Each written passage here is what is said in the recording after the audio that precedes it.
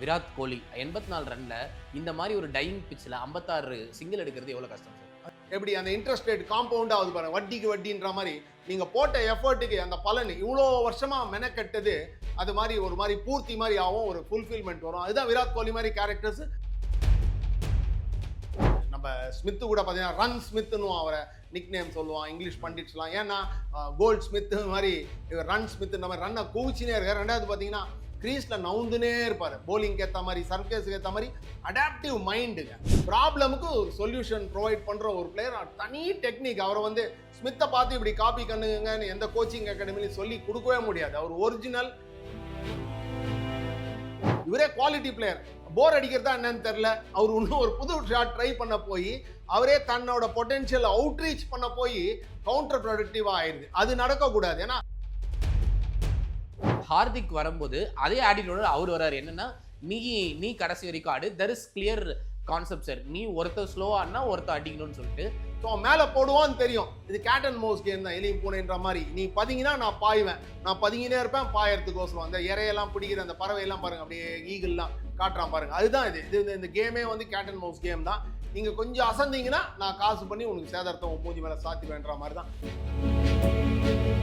ஹார்திக் பாண்டியாவோட அந்த ஃப்ளூவன்சி, அந்த கான்ஃபிடன்ஸ், நான் அடிப்பேன், நான் அடிச்சா அது 6 தான், ஒரு 6 அடிச்சா போருமே. அந்த ஓவரில் 2-3 ரன் தான் 9 வந்தது. ஆஸ்கிங் ரேட் உங்களுக்கு 7 6 தானே இருக்குது. 9 மோர் தென் இன்வேல்யூபிள் இல்லையா? அதெல்லாம் சரி. எனக்கு இந்தியா நியூசிலாந்து ஃபைனல் வந்தா இந்தியா கொஞ்சம் டஃப்பாக இருக்கும்னு தோணுது சார். நீங்க ஃபார்ம்ல இருந்தீங்கன்னா எப்போ ஏற்பட்ட ஜாம்புவானு அந்த பர்சனாலிட்டி அந்த போலிங் மூஞ்சி கிஞ்சியே மறைஞ்சிடும். அந்த மற்றும் பார்த்து ஆடுவீங்க. விராட் கோலி அதாவது வந்து ஒருத்தங்களோட ஆராவை வந்து மாற்றவே முடியாது சொல்லுவாங்க. அந்த ஆராவை வந்து இட் ஸ்டேஸ் அப்படின்வாங்க. சேசிங்ல 8000 ரன் சார். நேற்று மேட்ச்ல நிறைய சேனல்ஸ், இப்போ பாகிஸ்தான் அவங்க இதெல்லாம் சேனல்ஸ்லாம் பேசுகிறாங்க. நம்ம பிளேயர்ஸ் கிட்ட இல்லாத ஒரு குவாலிட்டி, இங்கிலாந்து பிளேயர்ஸ் கிட்ட இல்லாத குவாலிட்டி விராட் கோலி கிட்டேருந்து கற்றுக்க வேண்டியது என்னன்னா, நம்ம பிளேயர்ஸ் சிங்கிளே ஆட மாட்டாங்க. இப்போ இவங்க 6-4 போகிறாங்க. 84 ரன்ல இந்த மாதிரி ஒரு டையிங் பிச்சில் 56 சிங்கிள் எடுக்கிறது எவ்வளோ கஷ்டம் சார்? அது என்னன்னா அவரோட ஃபிட்னஸோட அது ஒரு வேலிடேட் பண்ணுது. அவர் ஃபிட்னஸ்ஸு ப்ரீவியஸாக பார்த்தீங்கன்னா விராட் கோலி நம்ம ஸ்க்ரீனில் பார்க்குறோம். கேம் அன்றைக்கி அவர் மேலே கேமராஸ் இருக்குது. அவர் மைக்ரோ மேனேஜ் பண்ணி எவ்ரி மூமெண்ட்டும் அவரது நம்ம பார்க்குறோம். பிஹைண்ட் த சீன் என்ன ஒர்க் பண்ணுறாருன்றது யாருக்கு தெரியும்? எவ்வளோ மணிக்கு அலாரம் வச்சு ஏந்துக்கிறாரு, எப்போ தூங்குறாரு, என்ன மாதிரி ஜிம்மில் என்ன வெயிட்ஸ் பம்ப் பண்ணுறாரு, என்ன கேலிஸ்தனிக்ஸு ஃப்ளோர் எக்ஸசைஸ், என்ன ஸ்ட்ரெச்சிங் பெண்டிங் பண்ணுறாரு, இந்த மாதிரி ஒரு இடுப்பு கொடி இடை மாதிரி ஒரு வாஷ் பேசின் மாதிரி ஸ்டமக் நம்ம ஏற்கனவே பேசின மாதிரி. ஸோ இந்த ஃபிட்னஸ்ஸு, இந்த ஹங்கர், இதெல்லாம் வந்து எப்படின்னா வந்து ஒரு ஸ்டேஜ் மேலே நீங்கள் ஒரு நாளைக்கு ப்ராக்டிஸ் பண்ணுறீங்க, 2 நாளைக்கு ப்ராக்டிஸ் பண்ணுறீங்கன்னா அதுலேருந்து ஒன்றும் பெருசாக பலன் கிடையாது. நீங்கள் பேட்டிங் ஆடுறீங்க, போலிங் போடுறீங்க, ஒரு 10 யார்க்கர் போடுறீங்க, 15 நிமிஷம் பேட்டிங் ஆடுறீங்கன்னா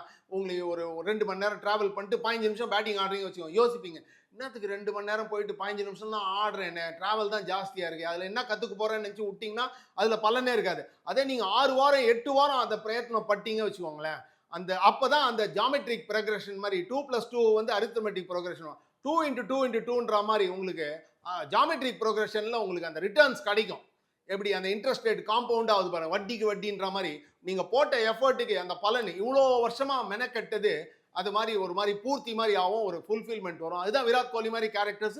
ப்ராசஸ் இன்னும் ஆனாலும் ஃபர்ஸ்ட் பால் டக்காக இருந்தாலும் 8 ஃபெயிலியராக இருந்தாலும் 4 செஞ்சுரியாக இருந்தாலும் மறுநாள் காத்தால 1 நாளோ 2 நாளோ ரெஸ்ட் எடுப்பார். உடம்பு டயர்டாக இருந்தால் வேறு விஷயம் இருக்குது, வாழ்க்கை வாழணுன்ற மாதிரி வாழ்ந்துட்டு திருப்பி சுவிட்ச் ஆன் பண்ணிட்டு திருப்பி ப்ராக்டிஸ் இன்வெஸ்ட் பண்ணுவார். ஸோ இந்த பிரயத்தனப்பட்டு இந்த மெனக்கெட்டு இந்த பண்ணுறாரு பாருங்க, இந்த ரன்னிங்கோ ஜிம்லையோ ப்ராக்டிஸோ லட்ச பால் அடிக்கிறதுலையோ, அதனால தான் இந்த அவுட் சைட் ஆஸ்டம் அந்த பாங்கர் கூட சொல்லியிருக்காரு. ஆஸ்திரேலியன் டூர் வந்ததுக்கப்புறம் அவுட் சைட் ஆஸ்டம் திருப்பி சிமுலேட் பண்ணி ப்ராக்டிஸ் பண்ணி ஸோ அவுட் சைட் ஆஸ்டம் இன்னும் பாருங்க டச் வுட் இன்னும் outside off stump caught behind ஆகல பாருங்க. ஏன்னா பேக் ட்ராப்பில் இதுக்குன்னு ஸ்பெசிஃபிக்காக அன்லேர்ன் பண்ணி ரீலேர்ன் பண்ணி ஒர்க் பண்ணியிருக்காரு.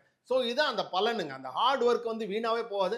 அண்ட் விராட் கோலியும் பார்த்தீங்கன்னா அந்த ஸ்டாட்டிஸ்டிக்ஸ் இதெல்லாம் வந்து ஒன்றும் பெருசாக எல்லாம் ரிட்டையர் ஆனதுக்கப்புறம் பார்த்துக்கலாம். அது ஒரு பேரனோடையோ பையனோடையோ குழந்தைகளோட பெருசாக ஆனதுக்கப்புறம் நான் அப்பா இப்படி ஆடினேன் அது இதுன்னு சொல்லி கிள்ளி படிச்சுக்கிச்சு ரசிச்சுக்கிச்சு குளிர் காஞ்சிக்கலாம் தவிர விளையாடுறச்ச நீங்கள் அந்த மாதிரி விஷயத்துலாம் டிஸ்ட்ராக்ட் ஆகி சைட் ட்ராக் ஆகி நான் இவ்வளோ சேஸ் பண்ணேன், நான் இவ்வளோ 100 அடித்தேன், ரூட் இவ்வளோ அடிச்சாரா, அவர் அடிச்சாரா, ஸ்மித் அடிச்சாரா, வில்லியம்சன் அடிச்சாரான்ற மாதிரிலாம் பிளேயர்ஸ்குள்ள கான்டெம்பரரி அந்த sir they will stay in the moment. இன்னைக்கு என் டீமுக்கு இப்போ நான் எப்படி நல்லா ஆடி வின் பண்ணி கொடுக்கணும் அந்த சிந்தனை தான் இருக்குது விராட் கோலிக்கு. அது ரெட் ஹாட்டாக பேர்னிங்காக இருக்குது. அதுதான் ரொம்ப ரொம்ப சந்தோஷமான செய்தி சார். ஒரு அவுட் ஆஃப் கான்டெக்ட் தான், ஸ்மித் வந்து ரிட்டையர் ஆயிருக்காரு சார் ஓடியில். என்னதான் இருந்தாலும் ஆஸ்திரேலியாவோட 2015 இ வாஸ் ஒரு 10 இயர்ஸ்க்கு இ வாஸ் க்ரூஷியல் பார்ட் நடுவுல ஒரு வருஷம் 2 வருஷம் அவரு கிரிக்கெட் ஆடல. அந்த சாண்ட் பேப்பர் கேட்னால. அதுக்கப்புறமும் கூட அவர் வந்து ஒரு குரூஷியல் பார்ட். அவர ஏற்கனவே 2020 டீம்லேருந்து டிராப் பண்ணாங்க. டெஸ்ட்ல மட்டும் தான் வந்து இதுவா இருந்தாரு. இப்போ வெறும் டெஸ்ட் கிரிக்கெட் மட்டும் ஆடப் போறாரு. ஒரு கரெக்ட். ஜாம்பவான் பிளேயர் தானே சார் அவரு. கண்டிப்பா. சந்தேகமே இல்லங்க. அத பத்தின சந்தேகம் எனக்கு ஒரு ஷாக்கிங் நியூஸ் தான். பட் ஆனா ஆஸ்திரேலியன்ஸ் அப்படிதான் பார்த்தீங்கன்னா, ஏன் போறீங்க? அப்படின்ற மாரி கேட்குற மாரி தான் டிசிஷனே எடுப்பான். வருஷக்கணக்கா சாப்பலா இருக்கட்டும், மார்ஷா, லில்லியா இருக்கட்டும், எப்பேர்ப்பட்ட ஸ்டால்வர்ட்டும் பார்த்தீங்கன்னா, அவன சாக் பண்றதுன்றது ரொம்ப ஃபியூவா தான் இருக்கும். அவனே வந்து கிரேஸ்ஃபுல்லா போயிடுவான். நீங்க சொன்ன மாரி ஜாம்பவான் player. 1, 2 blemish off the field இந்த சாண்ட் பேப்பர் அது இருந்தாலும் அதையும் உதறி விட்டு ஆஷஸ் 19லேருந்து அட்டகாசமா ஆடி, ஸோ அந்த மாரி கேம்ஸ்லாம் அவரோட ஹங்கர்லாம் காமிச்சு டெஃபினட்டா 2, 3 100 இருக்குது, 500 ரன் இருக்குன்ற மாரி தான் டெஃபினட்டா எல்லாம் எதிர்பார்க்கலாம். But quality player, quality hands. Virat கோலியோட அடாப்டபிலிட்டி பத்தி பேசணும். அதே மாரி தான் இவரும் நம்ம ஸ்மித்து கூட பார்த்தீங்கன்னா ரன் ஸ்மித்னு அவரை நிக் நேம் சொல்லுவான் இங்கிலீஷ் பண்டிட்ஸ்லாம். ஏன்னா கோல்ட் ஸ்மித் மாதிரி இவர் ரன் ஸ்மித் மாதிரி ரன்னை குவிச்சினே இருக்கார். ரெண்டாவது பார்த்தீங்கன்னா கிரீஸில் நவுந்துனே இருப்பார். போலிங்க்கு ஏற்ற மாதிரி, சர்க்கேஸுக்கு ஏற்ற மாதிரி அடாப்டிவ் மைண்டுங்க. Solution on the spot, thinking on the feet. யோசிச்சு மைண்ட்லேருந்து உங்களுக்கு வாய்ஸ் போய் காலுக்கு போய் டக்குன்னு பாதத்திலே மூளை இருக்கு அவருக்கு. டக்குன்னு நவுந்து எப்படி அந்த போலிங்கு கோப் பண்ணும், எந்த சமயத்தில் அட்டாக் பண்ணும். நேத்திக்கும் கேம் ஆல்மோஸ்ட் யூத்துன்னு போயிட்டாருங்க. பெரிய இன்னிங்ஸ் ஒரு டைனி ஒரு பிளிப் இன் கான்சன்ட்ரேஷன். நான் சொன்ன மாதிரி 2 நிமிஷம் முன்னாடி ஷமி அடிச்சு ஸ்டார்ட் ஓவரில் அடிச்சு கிழிக்கணுன்ற எண்டவரில் அவுட் ஆகிட்டார். ஒரு சின்ன பிழை தவிர அவர் இருந்திருந்தாருன்னா அந்த நம்ம பேசின 30-40 ரன் கூட வந்துடும், அவருக்கு 100 கூட வந்திருக்கலாம், யாருக்கு தெரியும். பட் அட்டகாசமான கிரேட் கெரியர். எனக்கு ரொம்ப பர்சனல் ஃபேவரட் தான். பார்க்கறதுக்கு ரொம்ப அழகா Mark Waugh, Damien Martyn, Viswanath, Majid Khan, David Gower, இந்த மாதிரி யூசப் யுஹானா, அந்த மாதிரிலாம் கிரேஸ் ஃப்ளூயிடிட்டி இல்லைன்னா கூட ஒரு ப்ராப்ளமுக்கு ஒரு சொல்யூஷன் ப்ரொவைட் பண்ணுற ஒரு பிளேயர். தனி டெக்னிக். அவரை வந்து ஸ்மித்தை பார்த்து இப்படி காப்பி பண்ணுங்கன்னு எந்த கோச்சிங் அகாடமிலையும் சொல்லி கொடுக்கவே முடியாது. அவர் ஒரிஜினல். அவரை can be copied or replicated at all. Original character and one of my favourite and brilliant batsman. Sir Shreyas Iyer பத்தி பேசணும் சார். ஏன்னா வந்து இந்தியாவுக்கு வந்து இந்த டாப் 4 நம்ம ஏற்கனவே ஒரு இதில் பேசியிருந்தோம். அந்த ஃபோர்த் பேட்ஸ்மேன் வந்து ரொம்ப முக்கியமா இருந்தது. நிறைய நம்ம வேர்ல்ட் கப் மிஸ் பண்ணது 2019 வேர்ல்டு கப்ல அதுக்கு ஒரு டிபேட்டே போச்சு. இவங்கள இறக்கலாமா, அவங்கள இறக்கலாமா, செமிஃபைனல்ல என்னென்னவோ பண்ணி பார்த்தோம். பட் அவர் வந்து இந்த ஸ்பின்னர்ஸ் ஆடுற விதம் இருக்குல்ல சார், நீ எங்க வேணா போடு, நான் பாதி பிட்ச்ல இருப்பேன். நீங்க அது வந்து கூட ஆடுற பேட்ஸ்மேன்ஸ்க்கு கொஞ்சம் ஈஸ் பண்ணிட்டு. கண்டிப்பா சரியா சொன்னீங்க. அதான் இதே காம்ப்ளிமெண்ட் ஈச் அதர்ன்றான் பாருங்க. இவர் கொஞ்சம் டாலர் தென் விராட் கோலி, லெங்த் மாறும். நீங்க சொல்ல மாதிரி அடிக்கடி ரிஸ்ட்டை யூஸ் பண்ணி ஃப்ளூயிடா, லாங்குவிடா, ஈஸியா ஆடுறாரு பாருங்க. அவர் பார்க்கறச்ச பார்த்தீங்கன்னா என்னடா இவர் கொஞ்சம் இருமாப்பா இருக்காரு, கொஞ்சம் லேசியா இருக்காரு, திமிரா இருக்கானான்ற மாதிரி ஒரு பர்செப்ஷன் பழைய காலத்து ஆளுங்களுக்குலாம் கூட அப்படி இருக்கும். அப்படி இருக்கிறது கூட நம்ம தப்புன்னு கூட சொல்ல முடியாது. ஒரு பாடி லாங்குவேஜ் அந்த மாதிரி தான். கவலையே இல்லாம ஒரு மாதிரி பாத்தீங்கன்னா ஒரு டிபிக்கல் மும்பை அப்படின்ற மாதிரி கொஞ்சம் ஒரு மாதிரி வந்த புதுசுல புவர் மேன்ஸ் ரோஹித் சர்மான்ற மாதிரி கூட சொல்லுவாங்க. பட் ஆனா உள்ளுக்குள்ள ஒரு ஸ்டீலி வில் இருக்கு, ஒரு ரிசால்வ் இருக்கு. ஆஸ்திரேலியன் டூருக்கு டிராப் பண்ணிட்டாங்க. அவர் கான்ட்ராக்ட் கடிக்கல. ஒன் டேல வேர்ல்ட் கப் பண்ணாரு. அதுக்கப்புறம் கொஞ்சம் ஹைபர்னேஷன், ரெஸ்ட், மும்பைக்கு ஆடி எல்லா ஃபார்மேட்லையும் ஆடி அடிச்சு அந்த கேம் டைமை செலவு பண்ணி அந்த பலன் தான் இப்போ நம்ம ரசிக்கிறோம், என்ஜாய் பண்ணுறோம். திருப்பி இன்னொரு அந்த verge of half century, I think ஒரு கட் அடிக்க போய் ஒரு மாதிரி ஃப்ளாஷி கட் ஷாட்டு போயிட்டார்னு நினைக்கிறேன். அதை ரீப்ளேல பார்ப்பார் டெஃபினட்டாக. அது too close to cut, too straight to cut வேற. ஜாம்பாக்கும் நம்ம அந்த இன்டெலிஜென்ட் ஸ்ட்ரைட் ஆனர் போட்டதுக்கு நம்ம கிரெடிட் கொடுக்கும். ப்ரீவியஸ் பால் தான் நல்லா ஆடி இருக்காரு. அதுக்கப்புறம் பார்த்தீங்கன்னா ஒரு ஃப்ளாஷி கட் ஷாட் ஆட போய் வந்து ஒரு மாதிரி ஜுர்ன்னு அடிச்சுட்டு ஆஸ்டன் அடிச்சுன்னு போயிட்டு. பட் நல்ல ball to a good player. But கொஞ்சம் நான் நினைக்கிறேன் அந்த சமயத்தில் தான் விராட் கோலி மாதிரி அவர் எமுலேட் பண்ணணும்னு நினச்சார்னா இன்னும் கொஞ்சம் டைட்டன் பண்ணும். அந்த பாலை கொஞ்சம் ஸ்ட்ரைட்டாக மிட் ஆஃப்கோ கவருக்கோ ஆடி அது 4 அடிக்கிற பந்து இல்லை. So he is compelled to better then ஹிம்செல்ஃப்ன்ற மாதிரி அந்த கம்பல்ஷனை ரெசிஸ்ட் பண்ணும். இவரே குவாலிட்டி பிளேயர்.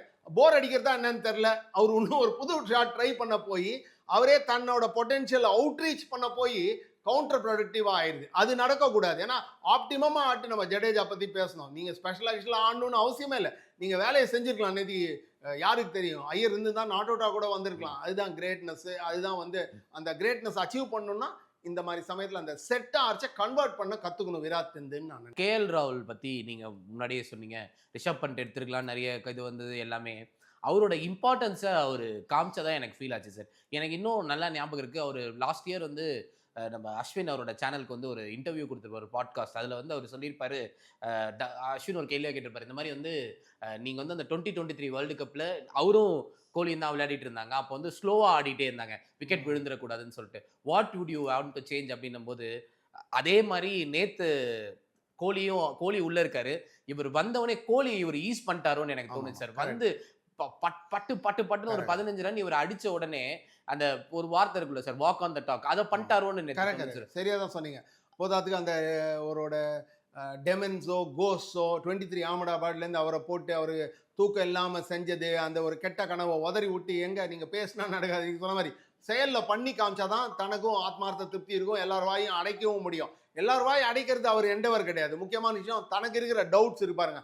அகமதாபாத்ல நான் சரியா ஆடலையோ, ஃபைனல் அன்னைக்கு whether I let down the team India, vital ஸ்டேஜில் ஏ கேம் கொண்டு வர முடியலையோ, ஸோ அப்படின்ற மாதிரி அந்த டவுட்ஸ் எல்லாம் இருப்பாரு. ஆலே பண்ணி விட்டார் நேற்றுக்கு. நல்ல ஆப்பர்ச்சுனிட்டி. நான் ஏற்கனவே ஃபர்ஸ்ட் கேள்வி கேட்கறதே சொன்ன மாதிரி ரொம்ப அட்டகாசமா அந்த ஓனர்ஸ் ரெஸ்பான்சிபிலிட்டி எடுத்துட்டு பாதத்தை அழகா யூஸ் பண்ணிட்டு பிரின்னு பிரிச்சு மேய்ஞ்சிட்டாரு, ரன்ன பால் அடிச்சிட்டாரு. அதுக்கு அப்பாற்பட்டு நீங்க சொன்ன மாதிரி விராட் கோலி மேல இருக்கிற ப்ரெஷரும் எடுத்துட்டாரு. ஏன்னா விராட் கோலி அந்த சமயத்துல அடிக்கணுன்ற கம்பல்ஷன்ல அடிக்க போய் அவுட் ஆயிருந்தாருன்னு வச்சுக்கோங்க, பேக் டு பேக் விக்கெட்ஸ் எப்படி ஸ்மித்தும் மேக்ஸ்வெல் அடிபட்டு அவங்களால ரிகவர் பண்ண முடியும், அந்த மாதிரி சுச்சுவேஷன் இந்தியாவை முறைச்சு பார்த்துருக்கோம். ஸோ அதை அவாய்ட் பண்றதுக்கு KL ராகுல் அட்டகாசமா ஆனதுக்கு நம்ம ஒரு பாராட்டு தெரிவிச்சே ஆகணும். கோலி அவுட் ஆறாரு. அடுத்தது ஹார்திக் வராரு. ஆமா. ஹார்திக் வரும்போது அதே ஆட்டிடியூட அவர் வராரு. என்னன்னா, நீ கடைசி வரைக்கும் ஆடு. There is clear concept sir. நீ ஒருத்தர் ஸ்லோவா ஆடினா ஒருத்தர் அடிக்கணும்னு சொல்லிட்டு அவர் வந்து நேத்து இந்த ஸ்பின்னர்ஸ் கிட்டத்தட்ட ஜாம்பா வந்து அவர் ஒரு ஓவர்ல 4 டாட் பால்லாம் போட்டார் sir. 4 dot balls on the throat போடுறாரு.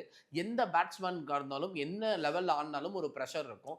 பட் அந்த 5th பால சர்வசாதாரணமா தூக்கி 105 மீட்டர் 6ல அடிக்க முடியாது சார். ஏற்கனவே நான் சொன்ன மாதிரி பார்த்தீங்கன்னா கரேஜ்ன்றது வந்து ஆப்சன்ஸ் ஆஃப் ஃபியர் இல்லை, மாஸ்டரி ஆஃப் ஃபியர். எல்லாருக்குமே புலி கரைக்கும், புலி கரைக்கணும். புலி கரைச்சாதான் இருமாப்பு இல்லை, நீங்கள் கீனாக அக்யூட்டாக கான்சன்ட்ரேட் பண்ணுறேன், ஃபோக்கஸில் இருக்கேன்ற மாதிரி ஒரு பாடியே வந்து உங்களுக்கு ஒரு சிக்னல் கொடுங்க. கொஞ்சம் நர்வஸ்னஸ் தேவை. ஆனால் அந்த நர்வஸ்னஸை எப்படி நீங்கள் கண்ட்ரோல் பண்ணி ப்ரிவைல் பண்ணீங்கன்னு தான் முக்கியம். நம்ம பார்க்குறச்சே நமக்கு நர்வஸாக இருக்குது. 4 டாட் பால் ஆடுறாரு, வருஷக்கணக்காக நம்மளும் ஆடி இருக்கோம் அந்த கேமில், இந்த மாதிரி லட்சம் மிஸ்டேக் பண்ணிருக்கோம். ஒரு மாதிரி இறங்கி சுற்றிடுவாரா, ஆப்டிமம் ஷாட் ஆடா போய் மிட் விக்கெட்டை நோக்கி அடிச்சிடுவாரா.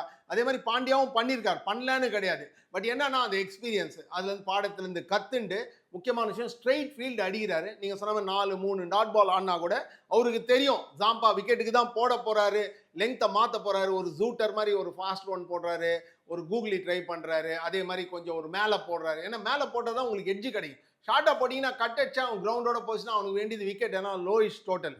ஸோ அவன் மேலே போடுவான்னு தெரியும். இது கேட் அண்ட் மவுஸ் கேம் தான், எலியும் பூனைன்ற மாதிரி. நீ பதிங்கன்னா நான் பாய்வேன், நான் பதுங்கினே இருப்பேன் பாயறதுக்கோசரம். அந்த இறையெல்லாம் பிடிக்கிற அந்த பறவையெல்லாம் பாருங்க, அப்படியே ஈகிள்லாம் காட்டுறான் பாருங்க. அதுதான் இது இந்த கேமே வந்து கேட் அண்ட் மவுஸ் கேம் தான்.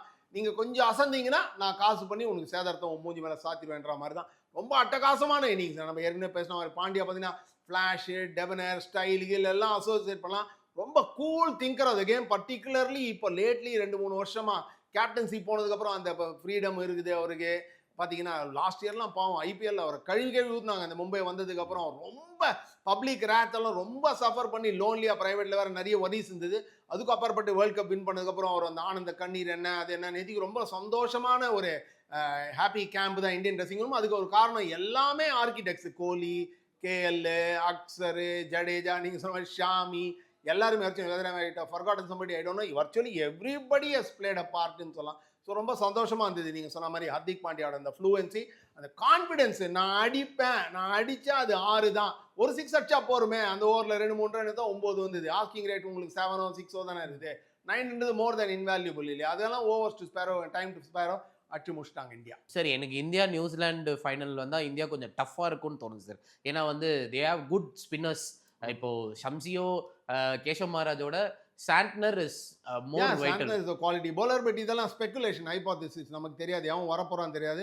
வர அன்னைக்கு பிளேயர்ஸ் வந்து பார்த்தீங்கன்னா ஓகே நீங்கள் சொல்கிற மாதிரி பர்சனாலிட்டிஸ் அது இது வர பாலை நீங்கள் அன்கிளட்டடாக மைண்டில் இருந்தது வச்சுக்கோங்களேன், you will play the ball and not the பவுலர்னுவான்.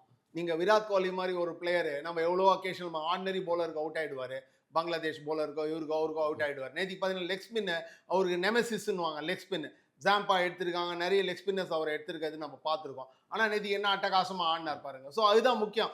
நீங்கள் ஃபார்மில் இருந்தீங்கன்னா எப்போ ஏற்பட்ட ஜாம்புவானு அந்த பர்சனாலிட்டி அந்த போலிங் மூஞ்சி கிஞ்சியே மறைஞ்சிடும், பந்தை மாத்திரம் பார்த்து ஆடுவீங்க. அதே மாதிரி நீங்கள் புவர் ஃபார்மில் இருந்தீங்கன்னா யார் நான் ஓடி வந்து போட்டால் கூட அவுட் ஆகிடும்ன்ற மாதிரி இருக்கும். அதுதான் விஷயம் இந்த கேமு. முக்கியமான விஷயம் நீங்கள் சொன்ன மாதிரி ஸ்டாண்டர்ட் நல்ல லூப்பியாக ஃப்ளைட் பண்ணி ஃப்ளைட்டில் டிசீவ் பண்ணுறாரு, காற்றுல டிசீவ் பண்ணுறாரு. முக்கியமான துபாய் சர்ஃபேஸும் லாகோரும் வேறு தான். பட் அதெல்லாம் ஸ்பெகுலேஷன் தான், நமக்கு தெரியாது யார் வர போறாங்கன்றது, காத்திருந்து தான் பார்க்கணும். சார் ரொம்ப நன்றி சார். நிறைய விஷயங்கள வந்து அனலிட்டிக்கலா வந்து நம்ம வந்து எப்பயும் போல பேசியிருக்கோம். ஸோ ஃபைனலுக்கு முன்னாடி நம்மளோட ப்ரிவ்யூ யார் ஜெயிப்பாங்க, என்ன மாரி ப்ளஸ்ஸு யார் வைக்கலாம் அப்படின்ற விஷயங்கள்லாம் அந்த வீடியோல டிஸ்கஸ் பண்ணுவோம் சார். நன்றி சார். நன்றி, வணக்கம்.